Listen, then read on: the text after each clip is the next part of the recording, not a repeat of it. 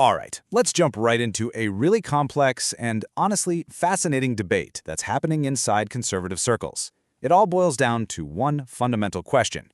Has modern feminism actually failed women? And, if it has, how? We're going to break down two powerful but totally different critiques from the right.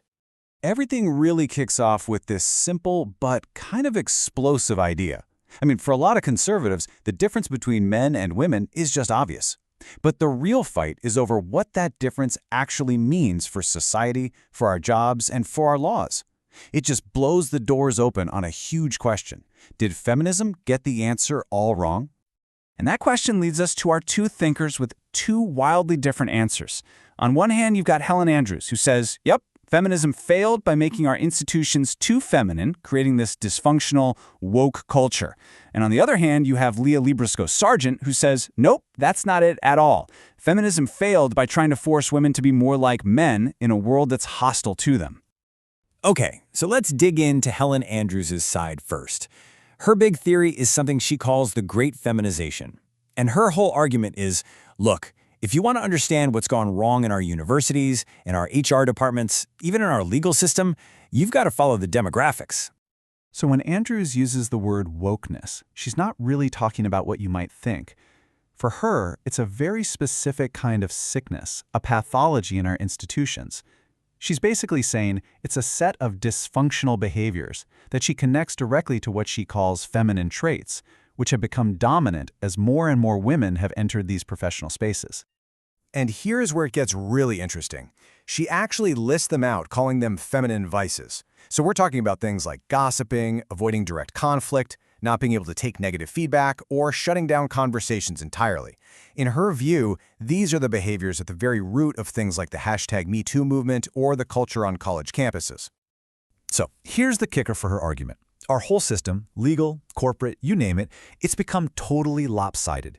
It's designed to punish what she calls masculine vices, like aggression, but it gives a complete and total free pass to these feminine vices. The result? A really dysfunctional culture where finding the truth gets, well, pretty darn hard. But now let's switch gears completely, because Leah Sargent comes in with a totally different take. For her, the problem isn't that our institutions are too feminine, it's that they aren't nearly human enough. Her big idea is something she calls the dignity of dependence. And she says, the single biggest mistake liberal feminism ever made was looking at something that makes women different, especially pregnancy, and seeing it as a problem to be solved, a threat to equality.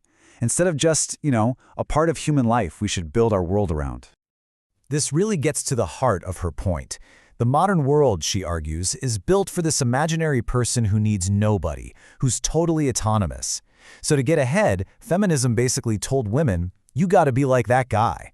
But because they're not, they end up being treated like what she calls defective men. Sargent's point is, no, that's completely backwards. The system is what's broken. So you see the difference here? It's not about institutions being too feminine. It's that they're built on this fantasy of total independence that just isn't how humans actually work. We all need each other, and a world that pretends we don't, well, that world is going to hurt women first, and it's going to hurt them the most. All right, so we've got these two totally opposing views on the table. One says our culture is too feminine. The other says it's hostile to femininity, and really to all of humanity. So where do these two ideas crash into each other? The real clash, it all boils down to one question. Is all this stuff that Andrews calls wokeness, is it really a female thing? Is it gendered? And whoa, their answers could not be further apart. Andrews is firm. She's like, yes, absolutely. It is a distinctively feminine pathology. But Sargent, she says, no way. She thinks it's just the latest version of these moral panics we see in America from time to time, a kind of religious revival that gets everyone, men and women, all worked up. And this is probably the sharpest jab in the whole debate. Sargent goes right for the jugular of Andrews's argument. She basically asks, hey, if you're blaming all these problems on feminine vices, is there even any room in your worldview for feminine virtues? That is a really tough question. Andrews has an answer, though. She pushes back saying, well, even the good things, the virtues, like being attentive to context, when you turn them into a bureaucratic rule, they get twisted. She points to things that she calls Title IX kangaroo courts as an example of a good intention gone horribly wrong, where, in her view, it ends up crushing objective truth. Which brings us to the big So what, right? I mean, if you can't even agree on what the disease is, you're definitely not going to agree on the cure. And their solutions are no surprise worlds apart. Andrews says, hey, let's change the laws. Let's take the thumb off the scale and allow for workplaces that are more masculine-inflected. But Sargent says, no, no, no. We need to rebuild the workplace itself to actually fit the reality of human life. Things like having families and caring for people. And all of this leads to one last really crucial question.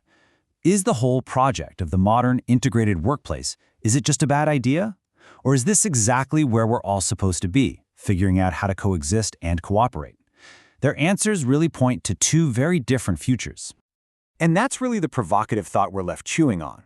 With marriage rates down and the political gap between men and women getting wider, this isn't just some academic squabble. It's a really fundamental question about how we're all supposed to build a healthy society.